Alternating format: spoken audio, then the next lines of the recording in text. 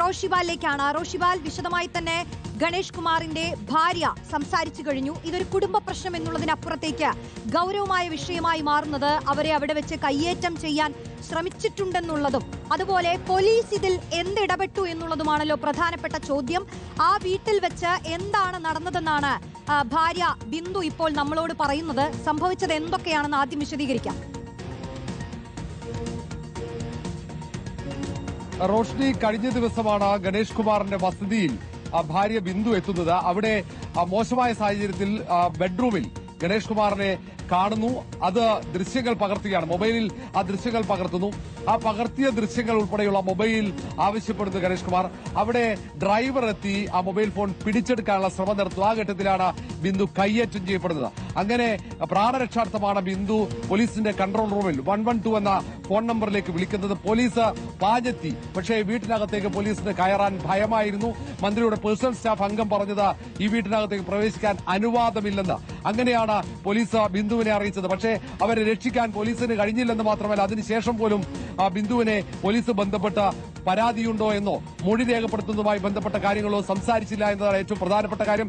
ജീവൻ ഭീഷണി ഉണ്ടായിട്ട് പോലും പോലീസിന്റെ സുരക്ഷ തനിക്ക് ആവശ്യമില്ല, കാരണം പോലീസിൽ തനിക്ക് വിശ്വാസമില്ല എന്ന നിലപാടിലേക്ക് ബിന്ദു എത്താനുള്ള പ്രധാനപ്പെട്ട കാരണവും 112-ൽ വിളിച്ചെത്തിയ പോലീസ് ഒരു തരത്തിലും രക്ഷപ്പെടുത്തുന്ന പ്രവർത്തനം അവരുടെ ഭാഗത്ത് ഉണ്ടായില്ല എന്നതാണ്. മാത്രവുമല്ല, കഴിഞ്ഞ കുറെ കാലമായി ഗണേഷ് കുമാറിന്റെ ഭാഗത്ത് ക്രൂരമായ മാനസിക പീഡനം താൻ അനുഭവിക്കുന്നു എന്ന കാര്യം കൂടി ഇപ്പോൾ ബിന്ദു വെളിപ്പെടുത്തുന്നുണ്ട്. ശാരീരികമായി ഡ്രൈവർ ആക്രമിക്കുമ്പോൾ അവിടെ ഗണേഷ് കുമാറിന്റെ സാന്നിധ്യമുണ്ടായിരുന്നു. ഗണേഷ് കുമാറിന്റെ നിർദ്ദേശപ്രകാരമാണ് മൊബൈൽ ഫോൺ പിടിച്ചെടുക്കാൻ വേണ്ടി ആ ഡ്രൈവർ തുനിഞ്ഞിറങ്ങിയത്. അങ്ങനെ അതും ഔദ്യോഗികമായ ഡ്രൈവറാണ്, പേഴ്സണൽ ഡ്രൈവറല്ല എന്നതാണ് പ്രധാനപ്പെട്ടത്. സർക്കാർ ഡ്രൈവറാണ്. ഇത്രയും ഗൌരവമുള്ള രേഖകൾ, അതിന്റെ തെളിവുകൾ തന്റെ കൈവശമുണ്ടായിട്ടും തന്നെ അപകീർത്തിപ്പെടുത്താൻ ശ്രമിക്കുകയാണ് ഗണേഷ് കുമാർ. അങ്ങനെ പരസ്യമായി അവഹേളിച്ച സാഹചര്യത്തിൽ കൂടിയാണ് ബിന്ദു ഇപ്പോൾ മാധ്യമങ്ങളോട് പരസ്യമായി സംസാരിക്കാൻ തയ്യാറായത്. പക്ഷേ നിയമ നടപടിയുമായി മുന്നോട്ട് പോകുന്ന കാര്യത്തിൽ ഒരു അന്തിമ തീരുമാനത്തിലേക്ക് ബിന്ദു എത്തിയിട്ടില്ല. മാനസികമായി തകർന്നിരിക്കുകയാണ്. വലിയ മാനസികാഘാതം ബിന്ദുവിന് ഉണ്ടായിട്ടുണ്ട്. അങ്ങനെ ഉപദ്രവിക്കപ്പെട്ടു. തന്റെ വീട്ടിൽ വെച്ച്, ഗണേഷ് കുമാറിന്റെ വീട്ടിൽ വെച്ച് ക്രൂരമായി ഉപദ്രവിക്കുമ്പോൾ അവിടെ കാഴ്ചക്കാരനായി ഗണേഷ് കുമാർ നിൽക്കുന്നു. അവിടെയുള്ള എല്ലാവരും അവിടെ കാഴ്ചക്കാരായി നിൽക്കുന്നു. പ്രാണരക്ഷാർത്ഥം വിളിച്ച പോലീസും സഹായിച്ചില്ല എന്ന കാര്യം പിന്നീട് ശ്രീയിലേക്ക് വിളിച്ചാണ് ഈ കാര്യം പറഞ്ഞത് എന്നടക്കമുള്ള ഗൌരവമായ വെളിപ്പെടുത്തലാണ് ബിന്ദുവിന്റെ ഭാഗത്തുണ്ടാകുന്നത്. റോഷി, നോക്കൂ റോഷിബാൽ, ഇത് ഒരു മന്ത്രിയുടെ ഭാര്യയാണെങ്കിലും ഒരു സ്ത്രീ സഹായം ചോദിച്ച് പോലീസിനെ വിളിക്കുമ്പോൾ അവർ ശ്രീലേഖയെ വിളിക്കുന്നുണ്ട്. ശ്രീലേഖ 112-ൽ ഉടൻ വിളിക്കൂ എന്നാണ് നിർദ്ദേശം നൽകുന്നത്. അവർ ഉടനെ തന്നെ 112-ൽ വിളിച്ച് സഹായം അഭ്യർത്ഥിക്കുന്നുണ്ട്. പോലീസ് അവിടെ എത്തുന്നുണ്ട്.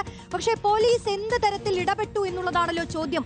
ഒരു സ്ത്രീ ഹെൽപ്പ് ഹെൽപ്പ് എന്ന് പറഞ്ഞ് കരയുകയും സഹായം ചോദിക്കുകയും ഒക്കെ ചെയ്ത സാഹചര്യത്തിൽ എന്താണ് പിന്നെ പോലീസ് ചെയ്തിട്ടുണ്ടാവുക? അതിപ്പോ മന്ത്രിയുടെ ഭാര്യ എന്നല്ല, ഏതൊരു സ്ത്രീ ഇങ്ങനെ ഒരു സഹായം ചോദിച്ച് പോലീസിനെ സമീപിക്കുമ്പോൾ പോലീസ് എടുക്കേണ്ട നടപടികൾ എന്താണ്? ഇപ്പോൾ നമ്മളോട് ആ വോയിസ് ക്ലിപ്പിലൂടെ ഈ മന്ത്രിയുടെ ഭാര്യ പറയുന്നത് പ്രകാരം തന്നെ അതിൽ കേസിനുള്ള സ്കോപ്പ് നമുക്ക് ബോധ്യപ്പെടുന്നതാണ്. അപ്പോൾ എന്താണ് സംഭവിച്ചത് പോലീസിന്റെ ഭാഗത്ത് നിന്ന്? വലിയ വീഴ്ചയല്ലേ? പക്ഷേ പോലീസിന്റെ ഭാഗത്ത് വലിയ വീഴ്ചയാണ്. കാരണം നമ്മൾ സമൂഹത്തിൽ സ്ത്രീകൾക്കെതിരെയുള്ള അതിക്രമം നടക്കുമ്പോൾ അവിടെയൊന്നും ഈ കൺട്രോൾ റൂമിലേക്ക് 112 എന്ന നമ്പറിലേക്ക് വിളിച്ചാൽ അവിടെ കുതിച്ചെത്തുന്ന പോലീസ് അവിടെ നോക്കി നിൽക്കാനല്ല എത്തേണ്ടത്. അവിടെയുള്ള സ്ത്രീയെ സുരക്ഷിതമായ സ്ഥലത്തേക്ക് മാറ്റണം. അവർക്ക് ആവശ്യമായുള്ള നിയമസഹായം നൽകേണ്ട ഉത്തരവാദിത്വം കൂടെ പോലീസിനുണ്ട്.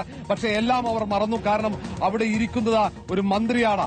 ആ മന്ത്രിയുടെ സമ്മർദ്ദമാകാം ഒരുപക്ഷെ പോലീസ് പിൻവാങ്ങിയത്. ഇവർ പറയുന്നത് മന്ത്രിയുടെ പേഴ്സണൽ സ്റ്റാഫ് അംഗങ്ങൾ അനുമതി നൽകിയില്ല ഈ വീട്ടിലേക്ക് കയറാൻ. അവിടെ ഒരു സ്ത്രീ ക്രൂരമായി ആക്രമിക്കപ്പെടുമ്പോൾ അവർ പ്രാണരക്ഷാർത്ഥമാണ് പോലീസിനെ സമീപിക്കുന്നത്. അത് മന്ത്രിയുടെ വീടല്ല, എവിടെയാണെങ്കിലും അവിടേക്ക് കടന്നു ചെന്ന് ആ സ്ത്രീയെ രക്ഷിക്കേണ്ട ഉത്തരവാദിത്തം പോലീസ് ഉദ്യോഗസ്ഥന്മാർക്കുണ്ടായിരുന്നു. അവർ അത് ചെയ്തില്ല എന്ന് മാത്രമല്ല, പിന്നീട് ആ പെൺകുട്ടിക്ക്, ആ സ്ത്രീക്ക് പരാതിയുണ്ടോ എന്ന് അന്വേഷിച്ചില്ല. അവരുടെ മൊഴി പോലും രേഖപ്പെടുത്തിയിട്ടില്ല എന്നതാണ് ഏറ്റവും ഗൌരവമായിട്ടുള്ള കാര്യം. അങ്ങനെ ഇതൊരു തെറ്റായ സന്ദേശമാണ് സമൂഹത്തിന് നൽകുന്നത് എന്ന കാര്യത്തിൽ ഒരു തർക്കവുമില്ല. കാരണം ഈ 112 എന്ന നമ്പർ അത് പരസ്യപ്പെടുത്തുന്നുണ്ട്. എപ്പോഴും ഏത് ഘട്ടത്തിലും പ്രതിസന്ധികളിൽ വിളിക്കണമെന്ന് പറയുന്ന നമ്പറാണ്. അവിടെ വിളിക്കുമ്പോൾ അത് മന്ത്രിപുത്രനോ അല്ലെങ്കിൽ മന്ത്രിയോ അല്ലെങ്കിൽ വലിയ സ്വാധീനമുള്ള വ്യക്തികളോ ആണ് അപ്പുറത്ത് അക്രമകാരിയായി വേട്ടക്കാരനായി നിൽക്കുന്നതെങ്കിൽ പോലീസ് നോക്കുകുത്തിയാകുമെന്ന സന്ദേശം നൽകുന്ന തരത്തിലായി പോയി മന്ത്രിയുടെ ഭാര്യയ്ക്കുണ്ടായ അനുഭവം. അതാണ് അവർ ഇപ്പോൾ പറയുന്നത് തനിക്ക് പോലീസിന്റെ സംരക്ഷണം വേണ്ട, താൻ അപകടപ്പെട്ടപ്പോൾ തനിക്ക് അത്യാവശ്യമുള്ളപ്പോൾ പോലീസിനെ വിളിച്ചപ്പോൾ അവർ തന്നെ സഹായിച്ചില്ല എന്ന കാര്യം ബിന്ദു പറയുന്നതിന്റെ കാരണവും മറ്റൊന്നല്ല. ഏതായാലും ഇത് പ്രതിപക്ഷം ആയുധമാക്കി കഴിഞ്ഞു. വലിയ രീതിയിൽ തെരഞ്ഞെടുപ്പിന് തൊട്ടുമുമ്പ് തെരഞ്ഞെടുപ്പ് പടിവാതിൽക്കൽ എത്തി നിൽക്കുന്ന ഘട്ടത്തിലാണ് പത്തനാപുരത്തെ MLA ആയ വീണ്ടും മത്സരത്തിന് ഇറങ്ങുന്ന KB ഗണേഷ് കുമാറിനെതിരെ സ്വന്തം ഭാര്യ തന്നെ ഗുരുതരമായ വെളിപ്പെടുത്തലുമായി എത്തുന്നത്. ദൃശ്യങ്ങളടക്കം തെളിവുകൾ മുഴുവൻ കൈവശമുണ്ട് എന്ന കാര്യം കൂടി പറയുന്നു. എല്ലാം പോലീസിനറിയാം, എന്നിട്ടും പോലീസ് എന്തുകൊണ്ട് നടപടിയെടുത്തില്ല എന്ന ചോദ്യം തന്നെയാണ് ബിന്ദു വീണ്ടും ഉയർത്തുന്നത്. റോഷ്നി, തീർച്ചയായും അതിൽ മന്ത്രിയുടെ സ്റ്റാഫുകളെ ഉൾപ്പെടെ പരാമർശിച്ചുകൊണ്ടാണ് ബിന്ദു സംസാരിച്ചിട്ടുള്ളത്. അവരാണ് തന്റെ കയ്യിൽ നിന്നും മന്ത്രിയുടെ നിർദ്ദേശപ്രകാരം മൊബൈൽ ഫോൺ കൈക്കലാക്കാൻ ശ്രമിച്ചത് എന്നടക്കം അവർ പറയുന്നുണ്ട്. മറ്റൊന്ന്, ഈ തെളിവുകളെല്ലാം തന്റെ കയ്യിലുണ്ട്. മാത്രമല്ല പോലീസിന്റെ സഹായത്തിനായി ഉച്ചത്തിൽ കരഞ്ഞപേക്ഷിക്കുക പോലും അവർ ചെയ്തിട്ടുണ്ട്. പിടിവലിക്കിടയിൽ വാതിൽ തുറന്ന് പുറത്തിറങ്ങിയ ഭാര്യ പക്ഷേ പോലീസ് സംഘത്തെ കാണുന്നു പോലുമില്ല. ഇത്തരം കാര്യങ്ങളൊക്കെ ഇപ്പോൾ പൊതുമധ്യത്തിൽ നിൽക്കുകയാണ്.